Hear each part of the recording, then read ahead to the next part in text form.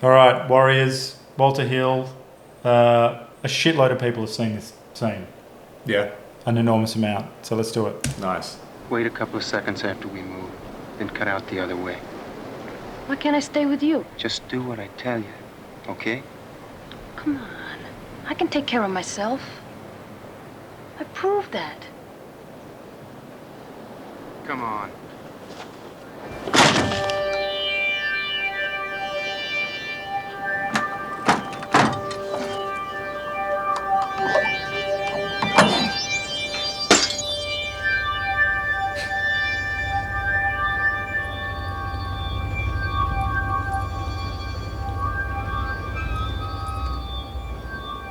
Is that a hearse? Or is it the Ghostbusters car? Wasn't that a hearse? Well, it was a hearse, wasn't it? No, we don't know what it is yet. We don't. Brilliant.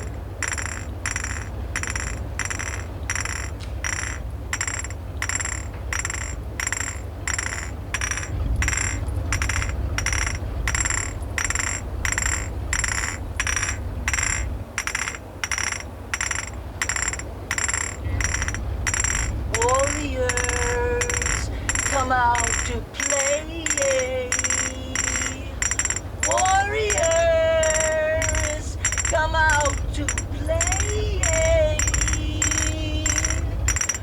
Warriors, come out to play. Warriors, come out to play.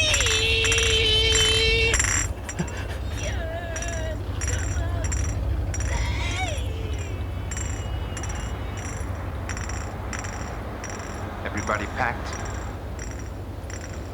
Yeah. All of you stay behind me. I'm gonna take them out to the sand. What about you? You ready?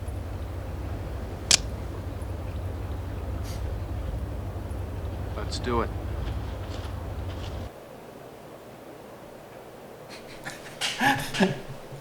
That line is huge. Improvised. No, really? Yeah. Wow. What's his name? Is it Michael Patrick Kelly or I don't know his name, but he is also from... Sully? Commando. Oh, yeah, I don't know Commando that. I was going to say Right. The Crow. Oh, is he in The Crow? Isn't he the main... Well, kind of the main henchman. Michael Wincott, I think of as being in that. Well, he's their kind of the big boss. Yes, but he's But the main. I think he's the one from like the Street Gang that But he's actually always a does henchman. the dirty work. Apart from, if it is who I think it is, and if I'm not fucking up, and I hope I'm not, do you remember K-Pax? Yes, I don't think I ever saw it, but I know it.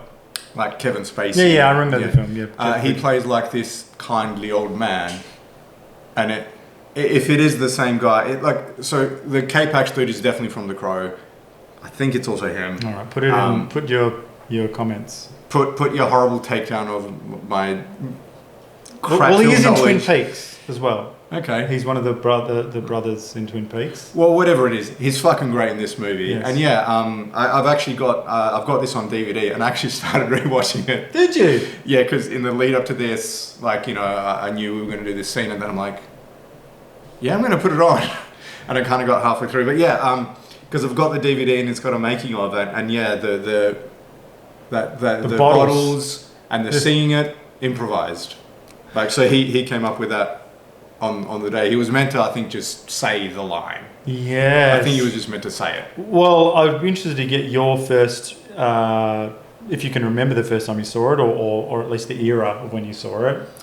Oh no, this is one of those films that's got like a big story with, so the first time was the late 90s, and it came on TV, and I happened to catch it. It was like late night, probably on SBS, which is like one of the 5 channels we used to have in Australia. Bosoms. Yeah, it was like where you'd kind of, it showed Euro movies. So as a teenage boy Or a middle-aged man. well before the internet, that was like the only thing you just kind of like stay up late at night, put on SBS and just hope. But then this came on, and I'm like, oh yeah, wicked movie. I just kind of happened upon it, and then I'd kind of go to school. and then a little bit afterwards just bring it up. Hey man, the other day I caught this movie that just happened to come on, and my friends went, yeah, me too. And then I'd talk to my cousin, and then I'd talk to another, and it was just kind of this thing of organic. We somehow, like, all my friends and you know, similar aged family members in my group, like in my circle at the time, all happened upon this movie at the same time, and like each of us thought we were the only one, but it turns out we all kind of somehow saw it. That's amazing. Well, I guess it's got magic because it speaks to a lot of people. It's got a lot of iconic stuff in it as well. So that is maybe the biggest one, but also the guy, like it starts with all the gangs from New York coming together in this conference, and then there's this one guy maybe a bit like 2026. Yeah, maybe. But him, like, so there's this one kind of gang leader who's the leader of the biggest gang, Yes. who's addressing all of them, and he's doing this big speech about how they can take over the city, and he keeps saying, can you dig it? And he kind of in this lyrical way, and it's a bit Yes. different each time. And I've heard that clipped many times in like, so like, you know, when Hip-hop people and throw in stuff. little, not in like other Oh, YouTube like videos. in like little soundboard Yeah. moments, yeah. So that, and then also the Baseball Fury. The Baseball Furies, I was going to say, the that Baseball look Furies. is iconic, and Does Putty almost sort of does a bit of the Baseball Furies, a little bit. Like, I know Yeah. he's got a devil look, but... yeah, but yeah, well, you know, the face paint in the I think what is it, the Yankees Yes. jerseys, the striped Yankees jerseys, and even the radio program that they all listen to. Yes. With like the close-up the of DJ the- of the woman's mouth with a microphone, Yeah, and the way she Warriors. speaks. They kind of ape that in an episode of Community. Ah. That kind of whole thing. So it's kind of got a lot of these, and even like someone yelling, "You see what you get! You see what you get when you mess with the orphans." That's kind of, I've heard Yes. that repeated in other bits of pop culture. That's from this. So Well, it's- interestingly, like my dad's girlfriend in the 90s, well, he would say it as well, but she used to quote that line. you see what you get. No, sorry, this one. What, come out and Come play. out and play. And so it was one of those things. I wonder how that manifests now. Like, it's one of those things where an older person, you know, continue. I guess I do it a lot, I suppose. So I've got probably young people around me who wonder what the hell I'm talking about all the time, because I have these little sound bites, like a little soundboard, and I say things like this. But she would say, "Warriors, come out and play," and that was just a bit of subliminal advertising for me. I constantly would think about this movie and dream about what it would be like, you know. She'd tell me a little bit about it. Dad would tell me a little bit about it, but you couldn't keep track of it when you're a kid, and so it sort of builds, and then I saw it, and yeah, it was great. I had a great time, and I've got a bit of a different, more perspective on it now.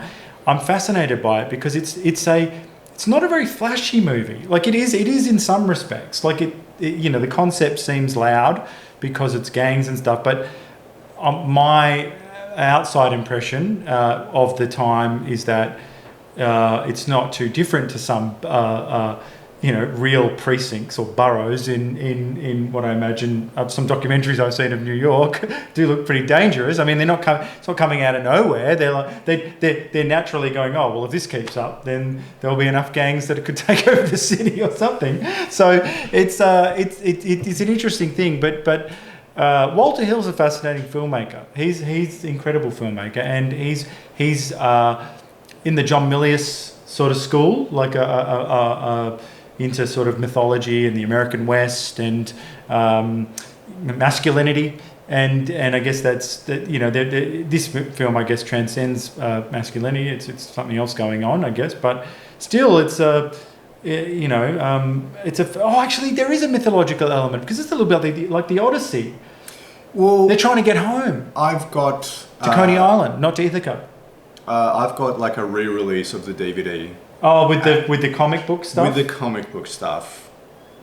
Terrible, but it also has, at the beginning, it's got a reference to. I don't know if it's from the Odyssey, but it's a Greek story about a small Greek army that was stranded in enemy Persian territory, and they have to make their way home. So Yes. in this re-released version, there's a comic book version of that story, and then they go, and then here's our version of it. It's one of those things. It's like It was better when they didn't explain it. it was better when they didn't explain it, and because sometimes it's so. I guess it's hard. Look, you are making a movie. You need to get bums on seats, but it's so wonderful when you do the work, and later on it hits you what's actually happening, and you say, "Oh my goodness, this thing is." There's more. You could just enjoy it as a gang trying to get home, but actually putting it together yourself just by coming across some of these stories in mythology, it just increases its value, But then there's something like at the beginning. I guess you got to treat it differently. Like if you'd have to frame it, but if you've got a framing narrative, if you make this a story within a story, it takes some of the immediacy away, So I just don't think it would have been as popular. I mean, I also think it's over-explaining because, especially when I started rewatching, I only got kind of through the first half the other day, but I think it's quite clearly got an element of fantasy to it. Because first of all, the outrageousness of all of the different gangs, like real gangs wouldn't, the amazing costumes and all these kind of things, no, that's not a thing. Yeah. The fact that there's hundreds of gangs and they've all got these very defined kind of territories. Yes. And also, so the whole plot is that they have this big gathering. That main guy who's giving that speech gets shot by the dude with the bottles. Yes, the bad but the warriors get blamed for it, so all the other gangs are now after them. Yes. And they have to get home. They're stuck in Brooklyn or Manhattan or something where the meeting is, and they have to get home to Coney Island, and then they'll be safe. That doesn't make sense. Why would they all of a sudden be safe in their home suburb if it's actually just talking about gangs, and if all the gangs are after them? They don't have a fortification there or something. No. They don't have, the rest of their gang isn't there. It's not like this is some small thing. It's like, so there's this fantastical element of when we get home, when we get back to our turf. Yeah. And that's why at the end he says, "Oh, I'll take him down to the sand." It's like, okay, we'll be stronger now. They keep trying to catch the train. It's like almost this mythical thing of, okay, once they get to the train, they'll be safe. And all the gangs know that the warriors are from Coney Island. They can all just wait for them there. But they're kind of being chased. So there's this fantastical element to it, which is kind of great if you're just kind of watching it and letting it happen to you. But when it's kind of overly explained, it's a little bit more shitty. It's like just let the audience kind of get there on their own. Like there's enough of that feeling of Coney Island is safe, the train is safe, but then that gets interrupted. The filmmakers have done a good enough job that give your audience a little bit of credit and just don't spell it out to them. My favourite scene is the scene on the train when they warriors see a set of kids going to the prom or whatever, and they're all dressed up, and it's quiet. No one says anything, and they just look. Michael Beck from Xanadu and the girl look at these. I think about that scene all the time. Actually, I get chills thinking about it. It's no commentary provided. They don't say anything. Yeah. I can imagine. I can imagine not just how they would do it now, but over the last 100 years, how bad filmmakers, because they've been around bad filmmakers since the beginning. I could imagine how they would all do it, and they would have the girl say, "What, you think you're better than me?" or something. They would just comment on it, or afterwards, Michael Beck and the girl would be like, "I just want to wear a pretty dress like that girl." They'd spell it out. Yeah, they'd say it, and Walter Hill doesn't, and it's so upsetting. Well, it's really that classical thing about filmmaking: show me, don't tell me. Yeah, Like, don't spell it. Like, show the audience. we also haven't gotten the sense of the world outside the warriors and their gangs. There is another world of people living their lives, and it's really upsetting to think about, actually, because you just go, oh no, like, sort of gets you thinking about, what happens when they get home? What happens if they win? Have they won? Kind of gives you a bummer feeling. Yeah. You know what I mean? Like, so there's a lot going on in this movie, I think, and they've tried to, over the years, there's been talk of remaking it. I think Tony Scott at one point, many years ago, was thinking of doing it. A bunch of other people, actually. I mean, perfect. He would have, you know, he's the best of. He's a magnificent filmmaker, an incredible filmmaker. But I know what his version of this would have been like. Again, it still would have been 100,000 times better than whatever the new person would do. But still, it would just miss the point. You know what I mean? Like, because you can see it in taking a Pelham 123 or any of these remakes that he's done, where you just go, "Oh well, Tony, you know, it's all there, but you've sort of missed the point." And it's not quite all there. It's not quite all there. Like, on the surface, it is. Yes. You know. Yes. You've kind of ticked all the obvious boxes, Yes. but. So yeah, I'm glad they've never remade it. I'm sure they're going to, and I'm sure Timothée Chalamet or whoever they get to be Sure. second fiddle to Jenna Ortega, who will be the lead in it. I won't be seeing it.